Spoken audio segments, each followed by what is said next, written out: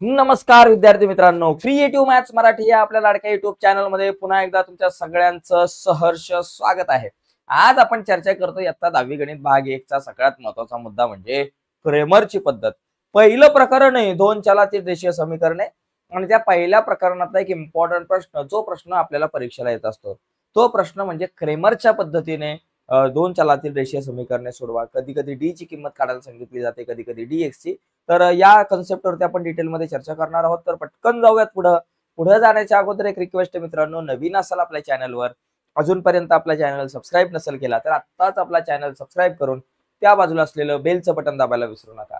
तर बघा, या ठिकाणी क्रेमरची जी पद्धत आहे त्याच्यामध्ये एक 2 गणित या ठिकाणी आहे, त्याच्यातलं एखादं गणित आपण बघूयात।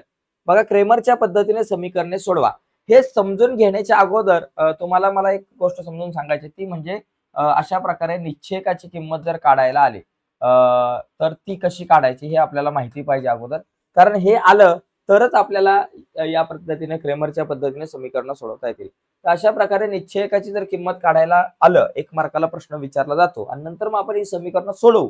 पण अगोदर काही बेसिक कन्सेप्ट समजून घेऊयात। इथं 5 आणि 4 या दोघांचा पहिला गुणाकार करायचा। 5 आणि 4 हे पहिले 5 आणि त्याच्या अपोजिट असलेले 4, क्रॉसला असलेले 4। 7 आणि 3 चा गुणाकार आधी करायचा नाही, पहिले 5 गुणिले 4 करायचे आणि नंतर मध्ये वजाचं चिन्ह द्यायचं आणि वजाचं चिन्ह देऊन या बाकीच्या दोघांचा गुणाकार 7 गुणिले 3। आता 5 चोक किती झालं 20 आणि वजा 7 त्रिक 21, 20 वजा 21 किती झाले वजा 1।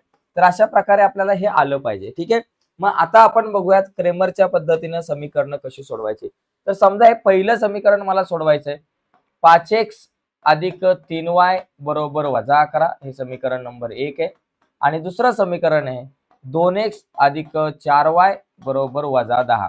आता लक्षात घ्या मित्रांनो, मला 2 समीकरण क्रेमरच्या पद्धतीने सोडवायचे आहेत, तर त्यासाठी 3 गोष्टी काढायच्या असतात। डी ची किंमत काढायची असते, डीएक्स ची किंमत काढायची असते आणि डीवाय ची, या 3 किमती आपल्याला काढायच्या असतात, 3 निश्चयकांच्या किमती। मग त्या 3 किमती काढताना ट्रिक सांगतो बघा, ती पुस्तकामध्ये नाहीये पण तुम्हाला सांगतो। ती ट्रिक आहे 12 32 13 ची। तुम्ही म्हणाल सर 12 32 13 काय आहे? सांगतो। 12 32 आणि 13 क्या होगा, 13 कुछ नहीं होगा। 12 32 13 म्हणजे काय? डी ची किंमत काढताना 12 घ्यायचं। 12 म्हणजे पहिला आणि दुसरा स्तंभ, म्हणजे काय? हा बघा पहिला स्तंभ, हा दुसरा स्तंभ, हा तिसरा स्तंभ। चला सांगतो तुम्हाला, डी ची किंमत काढायची मला, डी ची किंमत काढताना मला 12 घ्यायचे। 12 म्हणजे पहिला आणि दुसरा स्तंभ। पहिल्या स्तंभात काय आहे 5x आणि 2x आहे आणि दुसऱ्या स्तंभात काय आहे 3y आणि 4y। पहिल्यात 5x 2x, तिसऱ्यात 3y 4y। फक्त चल सोडायची x आणि y, फक्त संख्या घ्यायच्या 5 2 3 4।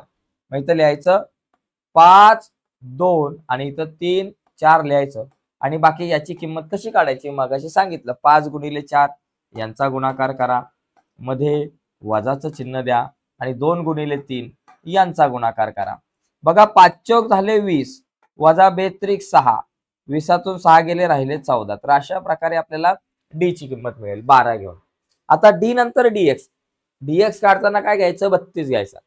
12 नंतर 32, डीएक्स ची किंमत काढताना आपण घेऊ 32। 32 म्हणजे तिसरा आणि दुसरा स्तंभ, तिसऱ्यामध्ये वजा 11 वजा 10, दुसऱ्यामध्ये 3 4 आहे, वजा 11 वजा 10 आणि 3 4। चला आता गुणाकार करा, वजा 11 गुणिले 4, ओके, मध्ये वजाचं चिन्ह आणि पलीकडे वजा 10 गुणिले 3, वजा 10 गुणिले 3।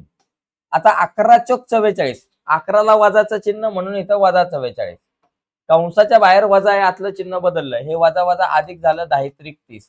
आता इथं वजा अधिक काय होणार वजा बाकी, ओके। 11 चौक 44 होता, चुकून 40 लिहिलं मी, वजा वजा अधिक 10 त्रिक 30। आता इथं वजा अधिक काय होणार वजा बाकी, 44 मधून 30 गेले, किती राहिले बाबा 14 राहिले। 44 मधून 30 गेले 14, मोठ्या संख्येचं चिन्ह वजा 14। अशा प्रकारे डीएक्स ची किंमत वजा 14।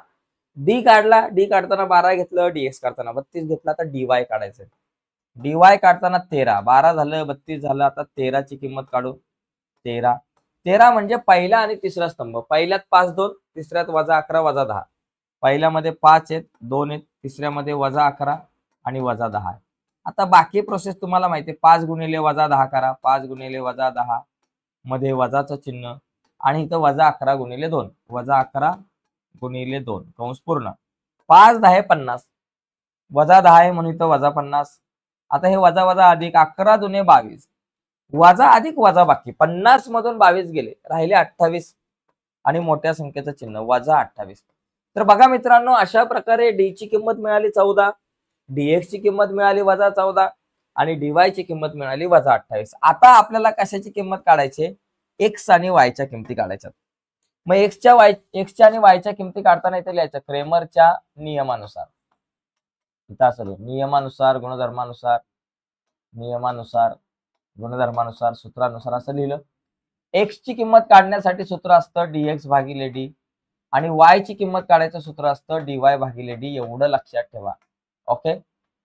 आता डीएक्स भागिले डी, डीएक्स वजा 14 भागिले डी 14 आहे, इथे लिहायचं वजा 14 भागिले 14, वजा 14 भागिले 14, 14 1 14 वजा 14.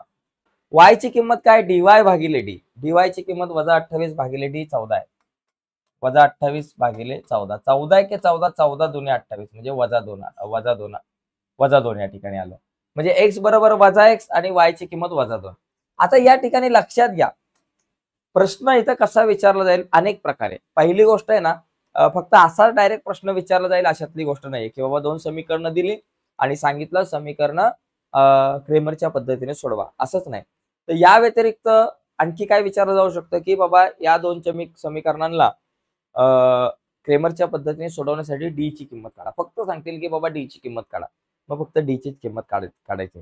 कधी कधी म्हणतील फक्त डीएक्स चीच काढा, मग डीएक्स ची किंमत काढायची. कधी म्हणतील डीवाय ची काढा, मग फक्त डीवाय चीच काढायची. कधी कधी म्हणतील डी आणि डीएक्स ची काढा, मग त्या 2च किमती काढायच्या 2 मार्काला. कधी कधी म्हणतील डी डीएक्स आणि डीवायच्या किमती काढा, मग 3 किमती काढायच्या. जेवढं विचारलं जाईल तेवढं काढायचं, काळजी करायची नाही. ओके. तर मित्रांनो, आता आपण इथं थांबू, पण थांबण्याच्या अगोदर एक इम्पॉर्टंट अनाउन्समेंट आहे. तर बघा, ज्या मुलांना गणित विषय अवघड जातो त्यांनी काळजी करायचं कारण नाही मित्रांनो, कारण आपला एक ऍप आहे. आपल्या ऍपचं नाव आहे क्रिएटिव्ह मॅथ मराठी. या क्रिएटिव्ह मॅथ मराठीवरती गणिताचा एक स्पेशल कोर्स बनवलाय बोर्डाच्या परीक्षेच्या अनुषंगाने. त्या कोर्समध्ये काय, त्या कोर्समध्ये आपण गणित भाग 1 आणि 2च्या प्रत्येक प्रकरणावर 3 ते 4 व्हिडिओज बनवल्यात. आणि त्या व्हिडिओमध्ये काय आहे तर आतापर्यंत बोर्डाच्या परीक्षेला आलेल्या सगळ्या इम्पॉर्टंट गणितांवरती, महत्वाच्या गणितांवरती त्या कोर्समध्ये आपण चर्चा केलेली आहे. ओके. तर सगळी महत्वाची गणितं त्या कोर्समध्ये, तर तो कोर्स तुम्ही बघू शकताय आपल्या ऍपवरती जाऊन. आणि त्याचबरोबर त्या कोर्सवर आठवड्यातून 3 दिवस, सोमवार मंगळवार बुधवार किंवा इतर 3 दिवस, जर सोमवार मंगळवार बुधवार नाही झाला लेक्चर तर इतर 3 दिवस, पण कुठलेही 3 दिवस आपण आठवड्यामधून लाईव्ह लेक्चर घेत असतो. त्या लेक्चरमध्ये आपण खूप इम्पॉर्टंट मुद्द्यांवरती चर्चा करतो, सराव संचावरती चर्चा करत असतो. त्यामुळे हा कोर्स तुमच्यासाठी खूप महत्वाचा आहे. तुम्ही जर परचेस नसेल केला तर परचेस करू शकताय. फक्त 49 रुपये. कोर्सची किंमत फक्त 49 रुपये प्रत्येक महिन्याला आहे. मित्रांनो, मोबाईलचा रिचार्ज मिळत नाही, तेवढ्या किमतीमध्ये तुम्हाला हा कोर्स मिळणार आहे आणि गणित शिकायला मिळणार आहे फक्त 49 रुपये प्रति महिना. ठीक आहे. तर तुम्ही प्ले स्टोअरला जाऊन आपला creative math Marathi app download करू शकताय किंवा व्हिडिओच्या खाली डिस्क्रिप्शन मध्ये मी लिंक देतो, त्या लिंकवर क्लिक करून आपला ऍप डाउनलोड करून घ्या आणि हा कोर्स परचेस करून घ्या. ठीक आहे मित्रांनो, आजच्या या चर्चेमध्ये इथेच थांबूयात. तुम्ही सर्वांनी ही व्हिडिओ संपूर्ण बघितली त्याबद्दल तुमच्या सगळ्यांचा मी मनापासून आभारी आहे. बाय मित्रांनो, धन्यवाद.